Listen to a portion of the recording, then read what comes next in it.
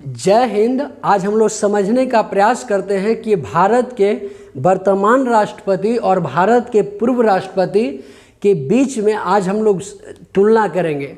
आज ये भी तुलना करेंगे कि भारत के पूर्व राष्ट्रपति का कार्यकाल कितना शानदार रहा और भारत के वर्तमान राष्ट्रपति का कार्यकाल आगे कितना शानदार रहेगा, इसके बारे में हम लोग आज चर्चा करेंगे। समझ में आया? देखिए, भारत के जो वर्तमान राष्ट्रपति है जिनका नाम है द्रौपदी मुर्मू भारत के 15वीं वर्तमान राष्ट्रपति बनी है। अब देखिए, 15वीं राष्ट्रपति बनाया किसने या किसके सहयोग से इनको राष्ट्रपति नियुक्त किया गया, इसके बारे में हम लोग आइए समझते हैं। देखिए, भारत के जो राष्ट्रीय दल है जिनको हम लोग भारतीय जनता पार्टी कहते हैं, तो भारतीय जनता पार्टी के जो अध्यक्ष है जेपी नड्डा और भारत के प्रधानमंत्री नरेंद्र मोदी के बीच में इनको क्या किया गया कि इनको राष्ट्रपति के लिए इनको घोषणा किया गया कि हम आपको राष्ट्रपति घोषित कर रहे हैं, यानी आपको राष्ट्रपति के लिए चुनाव लड़ना है। तो राष्ट्रपति के लिए चुनाव लड़ना है, ये कौन घोषणा किए? तो भारतीय जनता पार्टी के अध्यक्ष जेपी नड्डा और भारत के प्रधानमंत्री नरेंद्र मोदी। समझ में आया? तो जैसे इनको नियुक्त किया कि हम आपको भारत के राष्ट्रपति नियुक्त कर रहे हैं, यानी घोषणा कर रहे हैं कि आपको क्या करना है, 15वीं यहाँ पर इलेक्शन में आपको राष्ट्रपति के लिए क्या करना है, चुनाव लड़ना है। समझ में आया? तो चुनाव लड़े और इनको प्रचंड बहुमत मिला। किनको? यानी द्रौपदी मुर्मू को। और द्रौपदी मुर्मू को जैसे प्रचंड बहुमत मिला तो इन्हें भारत के राष्ट्रपति क्या किया गया, इनको बना दिया गया। ये कैवीं राष्ट्रपति बनी? तो भारत के 15वीं राष्ट्रपति बनी द्रौपदी मुर्मू। बात करते हैं कि द्रौपदी मुर्मू का जन्म कहाँ हुआ और किस ईस्वी में हुआ। तो देखिए, द्रौपदी मुर्मू का जन्म 20 जून 1958 ईस्वी में हुआ था। समझ में आया? 20 जून 1958 ईस्वी में हुआ था और ये उड़ीसा के एक गांव है जिसका नाम है मयूरभंज। तो इनका जन्म जो हुआ था उड़ीसा के एक गांव है, जहां पर क्या है, उड़ीसा के एक गांव है जिसका नाम है मयूरभंज। तो इनको मयूरभंज में क्या हुआ था, इनका जन्म हुआ था। और ये कौन से जनजाति से बिलोंग करती है? तो संथाल जनजाति से बिलोंग करती है। तो द्रौपदी मुर्मू यानी संथाल जनजाति से क्या करती है, बिलोंग करती है। बात करें कि ये संथाल जाति ये कौन से जाति में आते हैं, तो अनुसूचित जनजाति में आते हैं। बात करते हैं अनुसूचित जनजाति में ये पहली ऐसी महिला है, यानी पहली ऐसी आदिवासी महिला है जिनको राष्ट्रपति क्या बनाने की घोषणा मतलब राष्ट्रीय दल के अनुसार लिया गया। देखिए, भारत की जो लोकतांत्रिक व्यवस्था है ना, ये कभी भी भेदभाव नहीं करती है। भारत की लोकतांत्रिक व्यवस्था दुनिया की शानदार लोकतांत्रिक व्यवस्था में से एक है। इसमें कहा गया है कि कोई भी जाति, कोई भी धर्म, कोई भी पंथ, कोई भी मतलब कि समाज से जुड़ा हुआ कोई भी व्यक्ति अगर काबिल रहेगा तो जो काबिलियत के नाम पर इन्हें क्या किया जाएगा, इनको नियुक्त किया जाएगा अलग अलग पोस्टों पर। तो भारत के संविधान में ये प्रोसीजर है, यानी ये प्रोसेस किया गया है कि कोई भी समाज से आने वाला भारत के प्रधानमंत्री बन सकता है, भारत के राष्ट्रपति बन सकता है, भारत के उपराष्ट्रपति बन सकता है, भारत के अलग अलग जो भी दल से आने वाले सांसद गण होते हैं उन सभी को बनाया जा सकता है। ये भारत की लोकतांत्रिक व्यवस्था को बहुत शानदार बनाता है, इसलिए हमारे संविधान में किसी के साथ भेदभाव नहीं किया गया है। तो देखिए, जो राष्ट्रपति द्रौपदी मुर्मू हैं वो अनुसूचित जनजाति से आने वाली महिला है और यह आदिवासी समाज से सबसे पहले क्या करती है, बिलोंग करती है। ये भारत के इतिहास में पहली बार ऐसा घटना हुआ है जो भारत के किसी आदिवासी समाज से आने वाली महिला को राष्ट्रपति बनाने की घोषणा ये बीजेपी के सरकार द्वारा ये लिया गया सबसे बड़ा निर्णय है। समझ में आया? तो देखिए, द्रौपदी मुर्मू भारत की कैवीं राष्ट्रपति है? तो ये भारत के 15वीं राष्ट्रपति है। बात करते हैं द्रौपदी मुर्मू के जीवनी के बारे में। देखिए, द्रौपदी मुर्मू की जीवनी की अगर बात करें तो द्रौपदी मुर्मू का जो पति का नाम है, यानी जो पति का नाम है, इनको नाम है श्याम, यानी श्याम। देखिए, जो द्रौपदी मुर्मू है ना उनका जो पति है यानी श्यामचरण मुर्मू हैं। जो द्रौपदी मुर्मू का जो पति का नाम क्या है, यानी देखिए श्यामचरण मुर्मू, यानी श्यामचरण मुर्मू से इनको क्या हुआ था, इनको प्रेम हुआ था और प्रेम की वजह से श्यामचरण मुर्मू ये क्या किए कि इनके साथ माने द्रौपदी मुर्मू के साथ शादी कर लिए। तो इनके पति का नाम क्या है, श्यामचरण मुर्मू। देखिए श्यामचरण मुर्मू और द्रौपदी मुर्मू ये दोनों क्या हैं, पति पत्नी हैं। आज हम लोग बात करते हैं कि द्रौपदी मुर्मू की कितने बच्चे हैं। तो हम लोग द्रौपदी मुर्मू के अगर बच्चे की बात करें तो द्रौपदी मुर्मू के 3 बच्चे हैं, जिसमें 1 बेटी और 2 बेटा है। समझ में आया। लेकिन देखिए जो भगवान किसी के साथ अगर कभी कभी इतना अन्याय कर देता है ना, इतना अन्याय कि लोग कभी कभी अपने आप से टूट जाता है। द्रौपदी मुर्मू जीवन में एक संघर्ष भरी इसकी कहानी को आज हम लोग बयां करने के लिए यहाँ पर उपस्थित हैं। देखिए द्रौपदी मुर्मू का हर समय इनको समय साथ नहीं दिया। क्यों हम ऐसा कर रहे हैं, तो बात करते हैं इनकी बायोग्राफी के बारे में। देखिए द्रौपदी मुर्मू का 2 लड़का और 1 बेटी, जिनका बेटी का नाम है इतिश्री, यानी इतिश्री इनका बेटी का नाम है। इनका बेटा 2 गो था। समझ में आया। इनके पति थे श्यामचरण मुर्मू। यानी श्यामचरण मुर्मू से पहले हम लोग बात करें तो इनके बेटे 2 गो थे। इनके बेटे एक बेचारा क्या थे कि एक बेचारा जो मतलब श्यामचरण मुर्मू के जो बेटे थे ना, यानी द्रौपदी मुर्मू के जो बेटे थे, इनको बेचारा को क्या हुआ, यानी एक बेचारा को दुर्घटनाग्रसित हो करके एक बेटा की मौत हो गया और एक बेटा 25 वर्ष की आयु में उनका क्या हो गया, देहांत हो गया। ये दोनों बेटा इनकी अपना इकलौता बेटा था। जैसे ही इनको मृत्यु हुआ तो मृत्यु होने के बाद यहाँ पर कहा गया कि अब द्रौपदी मुर्मू का दोनों में से कोई भी लड़का नहीं है। लेकिन आप सोचिए ज़रा कि अगर पहले लड़का के मृत्यु हो जाए, उसकी सदमा में उसकी माँ कितना बिलखती है, कितना रोती है, आज हम लोग इस माध्यम से समझेंगे। माँ का जो दिल है ना बेटा के लिए कितना रोता है, ये हम लोग समझेंगे। तो देखिए जो हम लोग बात करेंगे कि यहाँ पर द्रौपदी मुर्मू थी, इनके पहले लड़का यानी बड़ बेटा, सबसे पहले इनका बड़ बेटा का क्या हो गया, मतलब अंदरूनी प्रॉब्लम से इनके बड़ बेटा को हॉस्पिटल में क्या हो गया था, इनकी मृत्यु हो गई थी। समझ में आया। तो इनका बड़ बेटा भी इनकी क्या हो गई, इन्हें दुनिया छोड़ करके चली गई। उसके बाद एगो छोट बेटा भी बचे। तो छोट बेटा भी क्या किया कि रोड एक्सीडेंट में द्रौपदी मुर्मू का एक छोट लड़का का भी क्या हो गया, देहांत हो गया। ये दोनों बेटा जैसे इनको ख़त्म हुआ ना, तो बेटा जब ख़त्म हो जाता है ना, बेटा जब ख़त्म हो जाता है तो बेटा ख़त्म हो जाता है ना, तो माँ को कितना उमड़ता है, कितना शोक में डूबा रहती है माँ कि आज दुनिया में बेटा बेटी के चलते माँ और बाप पगला जाते हैं। समझ में आया। लेकिन ये द्रौपदी मुर्मू एक ऐसी महिला है जिसको हम लोग कहते हैं कि ये मिसाइल कायम करके दिखाई। द्रौपदी मुर्मू के दोनों बेटा बेचारा का देहांत हो गया और देहांत होने के बावजूद भी द्रौपदी मुर्मू जिंदगी से हार नहीं मानी, यानी जिंदगी से कभी टूटी नहीं। समझ में आया। तो ये दोनों बेटा का मृत्यु जैसे हुआ तो द्रौपदी मुर्मू का बेचारी की निराशा इतना था कि बेचारी यहाँ पर क्या करती, यानी अपने समाज को थोड़ा सा कुछ दिखाना था, कुछ बदल के कुछ करना था, इसलिए इन्होंने अपने जीवन में कभी हार नहीं मानी। और जैसे इनके दोनों लड़का का मृत्यु होता है, उसके बाद इनके पति जो है श्यामचरण मुर्मू का भी क्या हो जाता है, देहांत होता है। तो जिसका पति नहीं है, जिसका 2 बेटा गुजर गया हो और जवान बेटा अगर गुजर गया हो, उसके जीवन में क्या बीतता होगा, ये संघर्ष भरी कहानी ही बता सकता है। तो द्रौपदी मुर्मू का ये संघर्ष भरी कहानी आज भी हम लोग को प्रेरणा देता है कि देखिए जीवन में किसी को हार नहीं मानना चाहिए।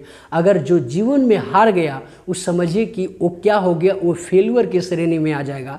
लेकिन अपने जीवन में कभी भी द्रौपदी मुर्मू ये कभी भी हार नहीं मानी। इसलिए आज देखिए भारत की पहली आदिवासी महिला जो राष्ट्रपति बनी, आज कितना प्रेरणा के स्रोत है। और वो कौन से जाति से, यानी अनुसूचित जनजाति से बिलोंग करता है, जिसको हम लोग अति पिछड़ा कहते हैं। उस समाज से आने वाला व्यक्ति आज देखिए भारत के एक राष्ट्रपति, यानी भारत के प्रथम राष्ट्रपति, यानी भारत की प्रथम महिला राष्ट्रपति घोषित की गई।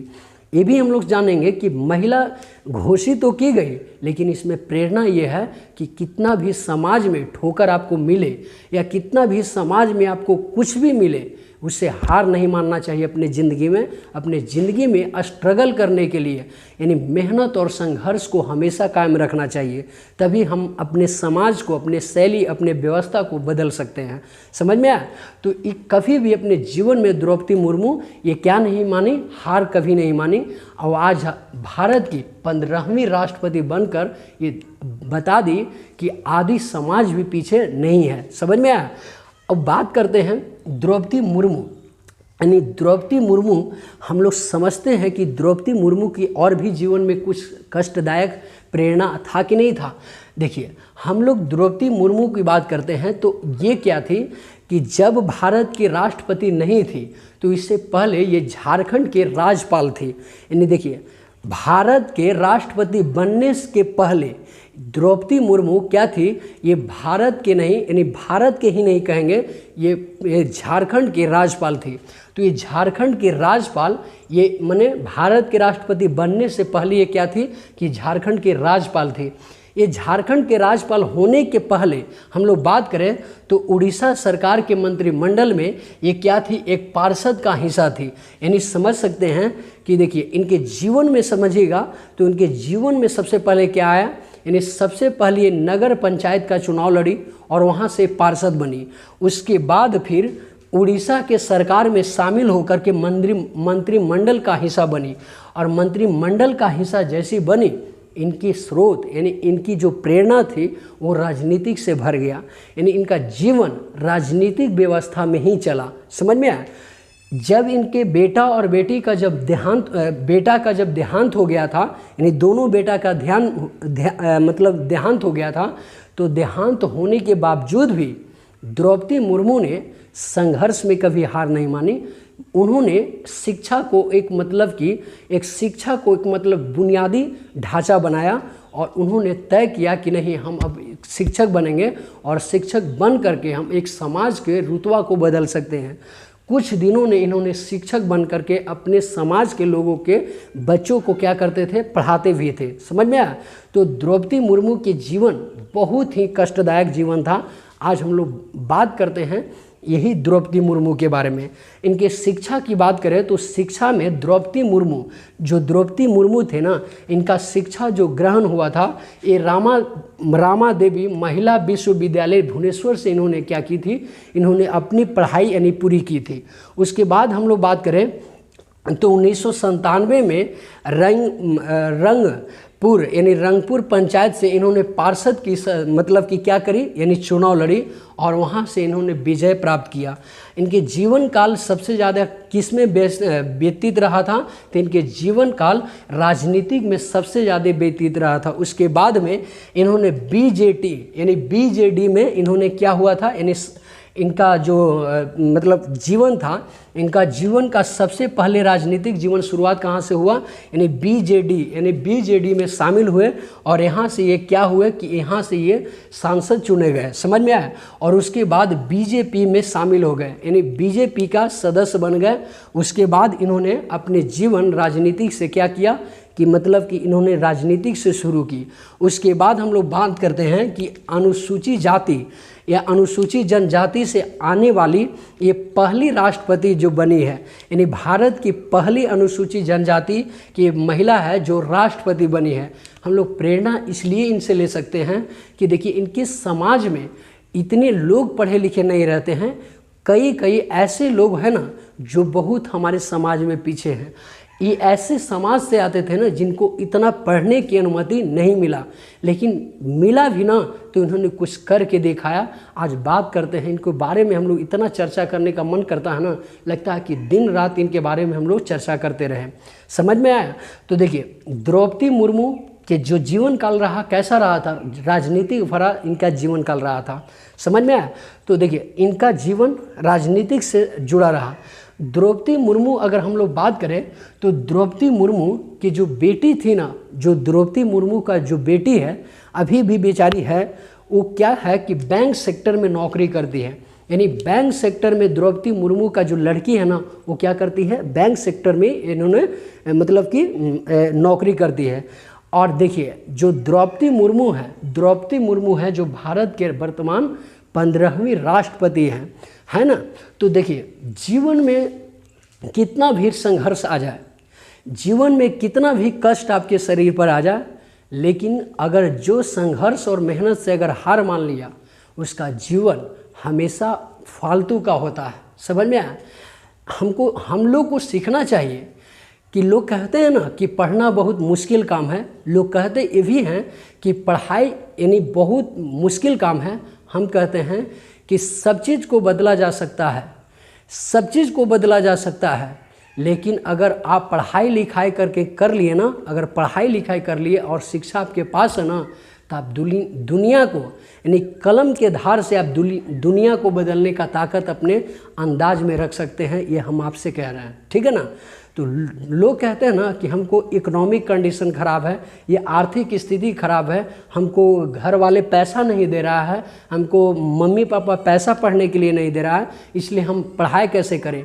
द्रौपदी मुर्मू जी से सीखिए कि द्रौपदी मुर्मू जी के जीवन में कितना संघर्ष रहा, लेकिन इन्होंने अपनी पढ़ाई लिखाई से कभी मतलब इन्होंने पीछे नहीं हटा। समझ में आया? आज देखिए इनके तकदीर में कुछ बनने और कुछ करने का हौसला था। आज देखिए द्रौपदी मुर्मू भारत के 15वीं राष्ट्रपति बन के भारत के प्रथम नागरिक के रूप में इस सिंहासन पर बैठे हैं। भारत के सर्वोच्च सिंहासन जिनको राष्ट्रपति के दर्जा दिया गया, भारत का प्रथम नागरिक बन गई, जिनका नाम क्या है, द्रौपदी मुर्मू। मन तो करता है कि द्रौपदी मुर्मू के जो जीवन है ना, इसके बारे में हम लोग बहुत अच्छा से मतलब चर्चा करते रहे, लेकिन क्या है कि समय की थोड़ा कमी है, इसलिए इनके बारे में हम लोग और भी डिटेल से चर्चा करने का मन तो करता है, लेकिन समय का अभाव है। आइए हम लोग इनके जीवन काल के बारे में तो समझ गए, अब हम लोग समझते हैं इसके पूर्व राष्ट्रपति यानी रामनाथ कोविंद के बारे में। देखिए रामनाथ कोविंद जो थे यानी रामनाथ कोविंद थे, वो भारत के 14वें राष्ट्रपति थे। यानी भारत के 14वें राष्ट्रपति कौन थे, तो रामनाथ कोविंद थे। रामनाथ कोविंद का जन्म 2 अक्टूबर 1945 ईस्वी में हुआ और ये पखौरा यानी पखौरा कानपुर उत्तर प्रदेश में हुआ था। यानी पखौरा उत्तर यानी प्रौखा कानपुर उत्तर प्रदेश में हुआ था। समझ में आया? अब इनकी पत्नी की बात करें तो इनके पत्नी यानी इनके पत्नी का नाम सविता कोविंद है। इनके 2 बच्चे हैं, इनके 2 बच्चे, एक है प्रशांत कुमार जो इनका लड़का है और एक है स्वाति जो इनकी लड़की है। तो देखिए इनके 2 बच्चे, पहला प्रशांत कुमार जो लड़का है और इनकी बेटी का नाम क्या है, स्वाति नाम है। इनकी बेटी का नाम क्या है, स्वाति। अब ये देखिए वो अनुसूचित जाति से ये बिलोंग करते हैं, अनुसूचित जाति से ये क्या है, बिलोंग करते हैं। तो देखिए 14वें राष्ट्रपति बना अनुसूचित जाति का और 15वें राष्ट्रपति बना अनुसूचित जाति का। ये जो हैं अनुसूचित जाति से बिलोंग करते हैं, और जो द्रौपदी मुर्मू है ये किन से बिलोंग करते हैं, अनुसूचित जनजाति से बिलोंग करते हैं। समझ में आया? अभी किस समाज से बिलोंग करेंगे, तो अनुसूचित जाति से बिलोंग करते हैं, और अनुसूचित जाति के ये पहले राष्ट्रपति बनने वाले ये व्यक्ति थे। समझ में आया? उसके बाद हम लोग बात करें इसके पहले अगर हम लोग बात करें तो रामनाथ कोविंद बिहार के राज्यपाल थे। यानी देखिए राष्ट्रपति बनने से पहले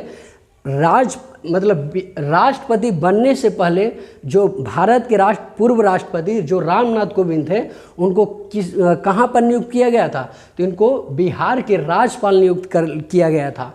इसके पहले अगर हम लोग इनकी पढ़ाई यानी शिक्षा की बात करें तो शिक्षा में रामनाथ कोविंद जो थे उन्होंने सबसे पहले बीकॉम और MBA, उसके बाद LLB कानपुर विश्वविद्यालय से इन्होंने किया था। समझ में आया? उसके बाद हम लोग बात करें इनकी और भी प्रणाली के बारे में और भी शिक्षा के बारे में, तो इन्होंने दिल्ली उच्च न्यायालय में वकालत भी शुरू किया था। यानी दिल्ली उच्च न्यायालय में ये वकालत की पढ़ाई भी किए थे।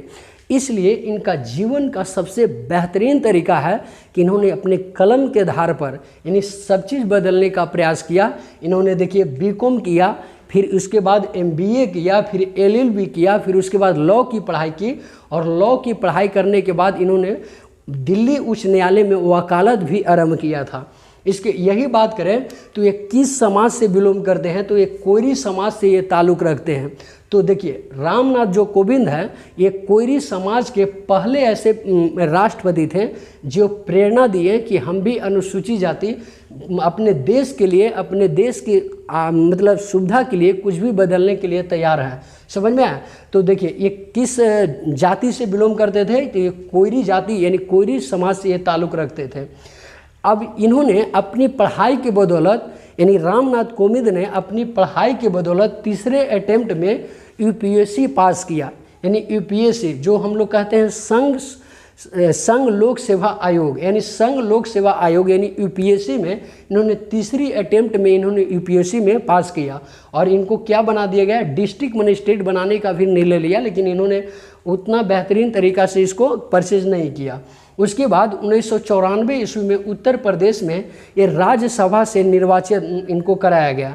तो देखिए जब हम लोग इनकी जो राजनीतिक मतलब कार्यकाल शुरू हुआ 1994 से हुआ, 1994 ईस्वी में उत्तर प्रदेश से इनको क्या किया गया, राज्यसभा से इनको निर्वाचित कराया गया। यानी निर्वाचन इनको कहाँ से कराया गया, तो राज्यसभा से निर्वाचन कराया गया। जैसे इनको राज्यसभा से निर्वाचन कराया गया तो इनको भारी बहुमत से जीत मिला और ये राज्यसभा के क्या बन गए, सदस्य बन गए।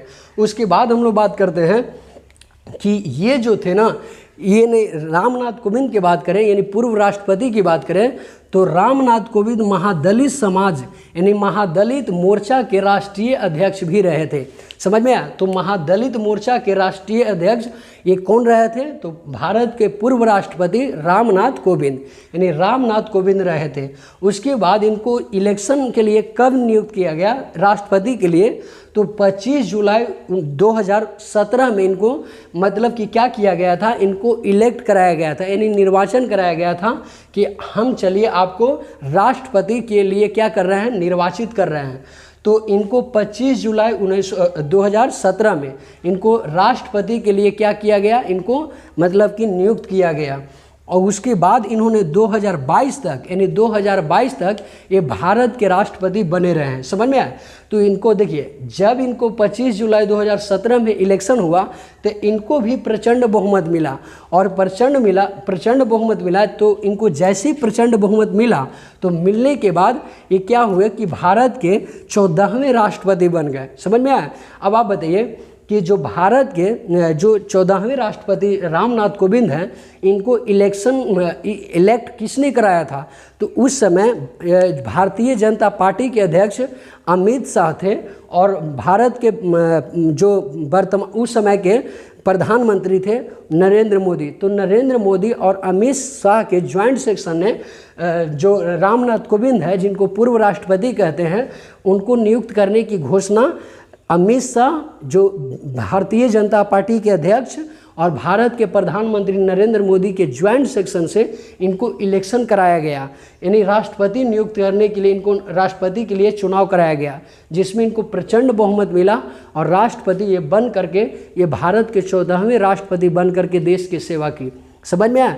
तो अब बात करते हैं कि रामनाथ कोविंद सबसे बेहतर राष्ट्रपति थे कि नहीं थे। हम मानते हैं कि राष्ट्रपति का जो जीवन काल है ना, जो जीवन काल है या कार्यकाल है, उनको कार्यकाल बहुत बेहतरीन कार्यकाल में से एक है जिनको हम लोग क्या कहते हैं, यानी भारत के राष्ट्रपति के लिए सबसे बेहतरीन कार्यकाल में से एक किनका कार्यकाल था, जिनको राष्ट्रपति रामनाथ कोविंद, जिसमें बहुत ऐसा निर्णय लिया गया जो हमारे देश के लिए मतलब कि लाभदायक साबित हुआ। जैसे हम लोग बात करेंगे बात करेंगे कि हम लोग जम्मू कश्मीर से धारा 370 के बारे में जो स्पेशल राइट्स दिया गया था जम्मू कश्मीर को, उसको स्पेशल राइट्स छीन लिया गया था। यानी हम लोग धारा 370 को भी मतलब कि पूर्व राष्ट्रपति यानी रामनाथ कोविंद के कार्यकाल में इसको समाप्त किए थे। समझ में आया? उसके बाद राम जन्मभूमि बाबरी मस्जिद को भी राष्ट्रपति रामनाथ कोविंद के ही नेतृत्व में इसको क्या किया गया था, इसको मतलब कि ख़त्म किया गया था। उसके बाद 3 तलाक भी क्या किया गया, राष्ट्रपति रामनाथ कोविंद के ही कार्यकाल में इसको भी मतलब 3 तलाक को ख़त्म किया गया। उसके बाद एनआरसी आया, है ना, एनआरसी आया, सीए आया और सीए आ करके भारत में अच्छा कानून बनाया जो देश के लिए अच्छा रहा। समझ में आया? कई बार कृषि कानून भी इन्हीं के मतलब कि इन्हीं के कार्यकाल में कृषि कानून भी आया था, लेकिन भारतीय किसानों ने इसका जोरदार विरोध करने के बाद इसको हमारे जो सरकार थे यानी भारतीय जनता पार्टी की सरकार थी, इनको फिर से वापस लेने का निर्णय लिया गया। तो कृषि कानून को वापस लिया गया था। ये किनके कार्यकाल में? तो ये कार्यकाल में श्री रामनाथ कोविंद जी के कार्यकाल में लिया गया था। देखिए, रामनाथ कोविंद भी मतलब कि इतने बेहतरीन राष्ट्रपति में से एक थे जिनका कार्यकाल बहुत शानदार रहा था। ये कभी भी अपने जीवन में यानी संघर्ष तो करवे किए, लेकिन संघर्ष के अलावे भी ये इतना शांत राष्ट्रपति थे कि कभी भी किसी से ज़्यादा मतलब इनका वार्तालाप नहीं उतना होता था। ये कभी भी देश पर स्टेटमेंट उतना ख़राब भी नहीं देते थे, या देश पर स्टेटमेंट देना हो या किसी पार्टी या किसी दल पर स्टेटमेंट देना हो तो ये कभी ऐसा नहीं करते थे। ये ऐसा पहली राष्ट्रपति थे। समझ में आया? तो राष्ट्रपति यानी 14वीं राष्ट्रपति रामनाथ कोविंद की जो जीवन काल है, इन जीवन कालों को आपको हम बेहतरीन तरीक़ा से समझाएं। समझ में आया? ये भी समझाने की कोशिश करते हैं कि आगे हम लोग उम्मीद करेंगे कि ये एक हैं जो 14वीं राष्ट्रपति हैं अनुसूचित जाति के, और जो 15वीं राष्ट्रपति है द्रौपदी मुर्मू वो अनुसूचित जनजाति से है। ये दोनों राष्ट्रपति को बीजेपी के कार्यकाल में ही राष्ट्रपति घोषित करने की प्रेरणा मिली। देखिए, भारतीय जनता पार्टी एक ऐसी मतलब राष्ट्रीय पार्टी है जो कभी भी जाति, धर्म और भेदभाव कभी भी किसी से नहीं करती है। ऐसा नहीं है कि और पार्टी भी भेदभाव करती थी, ऐसा बात नहीं है। लेकिन कभी कभी क्या होता है ना कि और पार्टी मतलब उतना ध्यान नहीं देती है, लेकिन ये पार्टी जो है ना किसी भी पिछड़ा या अति पिछड़ा समाज को जो व्यक्ति होता है, जो काबिल व्यक्ति होता है, उसको राष्ट्रपति, प्रधानमंत्री कुछ भी नियुक्त कर सकती है। ये भारतीय जनता पार्टी में ये देखा गया है। और भी मतलब कांग्रेस पार्टी थी जिसको हम लोग यूपीए सरकार कहते हैं, तो यूपीए सरकार में ऐसा नहीं देखा गया था, लेकिन एनडीए सरकार में जाति भेदभाव को ऊपर रह करके इन दोनों को क्या किया गया था कि भारत के राष्ट्रपति के लिए इनको प्रेरणा दिया गया और भारत के राष्ट्रपति इनको नियुक्त भी किया गया। अगले नेक्स्ट वीडियो में हम लोग भारत के राष्ट्रपति के निर्वाचन के बारे में बात करेंगे। तब तक के लिए जय हिंद, जय भारत।